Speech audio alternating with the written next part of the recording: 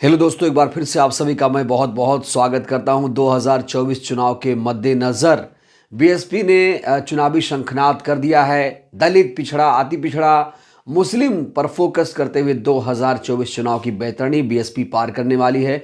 Vote हमारा, राज तुम्हारा नहीं चलेगा, शंखनाद एक बार फिर से कर दिया गया है। दोस्तों, इस समय की सबसे बड़ी खबर यह है कि कांग्रेस पार्टी ने 12 लोकसभा सीटों पर, उत्तर प्रदेश में 12 लोकसभा सीटों पर प्रत्याशियों का चयन कर लिया है। वहीं बीएसपी ने 10 लोकसभा सीटों को लेकर अपनी रणनीति तैयार कर ली है। उधर समाजवादी पार्टी को लेकर अपडेट यह है कि समाजवादी पार्टी ने 18 लोकसभा सीटों पर अपने प्रत्याशियों का ऐलान कर दिया है। तो दोस्तों, समाजवादी पार्टी इस समय सबसे आगे चल रही, क्योंकि उसने सबसे पहले उत्तर प्रदेश में अपने प्रत्याशियों का ऐलान किया। वहीं कांग्रेस पार्टी ने भी अपने प्रत्याशी लगभग तय कर दिए हैं। तो चलिए मैं आपको बिना देर किए बताता हूं कौन कौन सी सीटें हैं जिस पर कांग्रेस पार्टी इस बार ताल ठोकने वाली है। तो दोस्तों, कांग्रेस की ओर से कहा जा रहा है कि बलिया, फतेहपुर सिकरी, रामपुर, महाराजगंज, बाराबंकी, सुल्तानपुर, कानपुर, सहारनपुर, भदोही और बहराइच सीटों पर अपने प्रत्याशी लगभग तय कर दिए हैं। वहीं पर कहा जा रहा है कि रायबरेली और अमेठी में समाजवादी पार्टी अपने उम्मीदवार नहीं उतारेगी।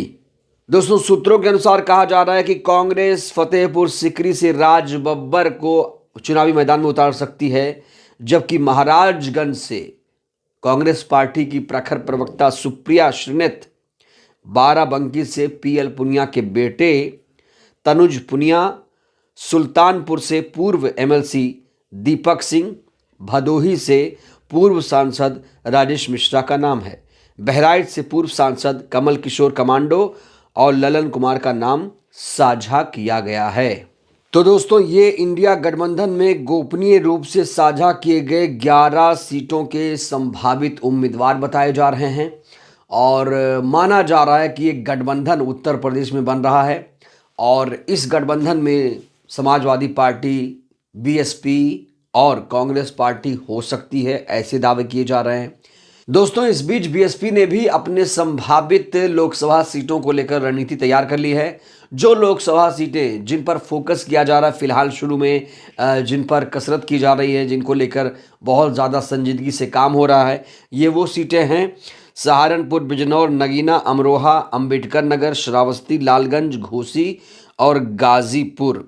साथ ही साथ अयोध्या को लेकर भी रणनीति तैयार की जा रही है, लेकिन अभी कहा जा रहा है कि इसमें बहुत बड़ा फेरबदल भी हो सकता है। वहीं दोस्तों, समाजवादी पार्टी ने अयोध्या में जहां अवधेश प्रसाद को अपना प्रत्याशी बनाया है, तो वहीं बीएसपी ने यहां से एक मुस्लिम चेहरे को अब्बास अली रुश्दी को यहां से अपना प्रत्याशी घोषित तो नहीं किया है, लेकिन हाँ, उनके नाम की चर्चा चल रही है कि अब्बास रुश्दी अयोध्या से बसपा के उम्मीदवार होंगे। देखिए, अयोध्या जो सीट है बहुत मायने रखती है। अयोध्या इस समय बेहद हाई प्रोफाइल सीट हो चुकी है। अयोध्या लोकसभा सीट पर 2004 में बीएसपी ने जीत हासिल की थी। तो दोस्तों, अब चर्चा एक नए सिरे से शुरू हो गई है कि जिस तरीके से शुरुआती तौर पर जो संभावित नाम आ रहे हैं, संभावित सीटों पर चर्चा हो रही है, इसलिए ऐसा हो रहा है क्योंकि अभी एक गठबंधन की संभावना है। कहा जा रहा है कि अभी भी इंडिया गठबंधन उत्तर प्रदेश में जिंदा है। ये जो इंडिया गठबंधन है, इसमें 3 प्रमुख पार्टियां, समाजवादी पार्टी, कांग्रेस पार्टी, बसपा, इसमें शामिल हो सकती हैं। इसको लेकर दोस्तों चर्चा तेज हो चुकी है। इसको लेकर रणनीति कहा जा रहा है कि तैयार हो रही है। हालांकि अलग अलग चैनल अलग अलग तरीके से इस बात को प्रसारित करते हैं कि ये जो विपक्षी पार्टियां हैं इनमें फूट पड़ गई है। दोस्तों, विपक्षी पार्टियां अभी भी लामबंद हो सकती हैं, अभी भी अंदर से वो खुद को मजबूत कर सकती हैं। 2024 में विपक्षी पार्टियों को खुद को साबित करने का एक बड़ा सुनहरा मौका है और मुझे लगता है कि इस मौके को गंवाना नहीं चाहिए। समाजवादी पार्टी ने जहां पर 18 लोकसभा सीटों पर अपने प्रत्याशी दे दिए हैं, वहीं बीएसपी भी 10-12 सीटों को लेकर मंथन कर रही है। कांग्रेस पार्टी ने भी 11-12 सीटों को लेकर संभावित नाम दे दिए हैं। लेकिन अभी बीएसपी की तरफ से, कांग्रेस की तरफ से कोई भी सूची जारी नहीं हुई है। वहीं जो सूची समाजवादी पार्टी की तरफ से जारी हुई है, कहा जा रहा है कि उसे होल्ड किया जा सकता है। अभी उसमें भी संशोधन की गुंजाइश है। जी हां दोस्तों, कहा जा रहा है कि जो सीटें, जो लोकसभा सीटें, जिन लोकसभा सीटों पर समाजवादी पार्टी ने अपने प्रत्याशी घोषित किए हैं, उसमें अभी संशोधन की गुंजाइश है, क्योंकि कांग्रेस पार्टी बहुत सारे लोकसभा सीटों से इत्तेफाक नहीं रखती है।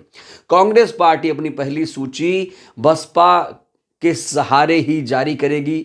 जब बसपा उसके साथ होगी तब वो जारी करेगी। आखिरी सांस तक कांग्रेस पार्टी कोशिश करेगी बसपा को अपने साथ लाने के लिए। यहां तक कि कांग्रेस पार्टी यह भी कोशिश करेगी कि आरएलडी भी साथ हो, समाजवादी पार्टी भी साथ हो, तब जाकर जो इंडिया गठबंधन है मजबूत हो पाएगा। भले ही अलग अलग प्रदेशों में इंडिया गठबंधन उतना मजबूत ना हो, लेकिन कहा जा रहा है कि अगर इंडिया गठबंधन यहां मजबूत हो गया उत्तर प्रदेश में, तो बीजेपी का खेल जो है खराब हो सकता है। बीजेपी जो सपना देख रही है 74-75 सीटों का, वो सपना भी चकनाचूर हो सकता है। अब ये जो विपक्षी पार्टियां हैं, इनके ऊपर निर्भर करता है, ये अलग अलग लड़के बीजेपी को जिताएंगी या संगठित होकर मुकाबला करेंगी। देखिए, अलग अलग लकड़ी अगर है तो उसे हर कोई तोड़ देगा, लेकिन लकड़ी का अगर बंडल बना दिया जाए, अगर कहा जाए कि तोड़िए, तो वो नहीं टूटती है। कहने का मतलब है एकता में ही बल है। जब आपके पास कहा जा रहा है 2024 में आखिरी चुनाव है, आपके पास आखिरी मौका है, तो क्यों नहीं ताकत दिखाते। अलग अलग लड़ने से क्या होगा, 2-4-5 सांसद मिल जाएंगे, लेकिन मुकम्मल जीत के लिए आपको मुकम्मल तैयारी, मुकम्मल रणनीति, संगठित होकर चुनाव लड़ने की जरूरत है।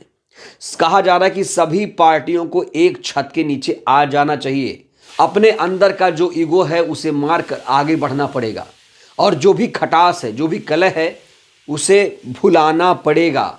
अगर वाकई संजीदगी से विपक्ष लोकतंत्र को बचाना चाहता है, भारतीय जनता पार्टी को हराना चाहता है, तो उसे संगठित होकर मजबूती से 2024 का चुनाव लड़ना पड़ेगा। अकेले अकेले लड़ेंगे, भले आपको 10 सीटें 20 सीटें मिल जाएंगी, लेकिन उससे कुछ फायदा नहीं होगा, मुझे ऐसा लगता है। और मुझे लगता है कि जो शर्तें बीएसपी पूरा करने के लिए कह रही है, उसे पूरा भी कर देना चाहिए। दोस्तों, बीएसपी की 2 ही शर्त है फिलहाल। एक शर्त यह है कि उसे प्रधानमंत्री का चेहरा बनाया जाए, बसपा सुप्रीमो को, और दूसरी शर्त ज्यादा सीटें, 40 सीटें, 50 सीटें, जो भी मांगा जा रहा है, उसे इंडिया गठबंधन को पूरा कर देना चाहिए। तब जाकर ये जो लड़ाई है, इसमें फतेह हासिल कर सकते हैं। तो दोस्तों, अगर इंडिया गठबंधन बीएसपी की शर्तों को मान लेता है उत्तर प्रदेश में, भले ही शुरुआती तौर पर सीटों को लेकर मंथन हो रहा है, सूची जारी हो रही है, उससे कोई फर्क नहीं पड़ता। अभी भी देर नहीं हुआ है, अभी भी वक्त है, अभी भी विपक्ष बहुत मजबूती से 2024 का चुनाव लड़ सकता है।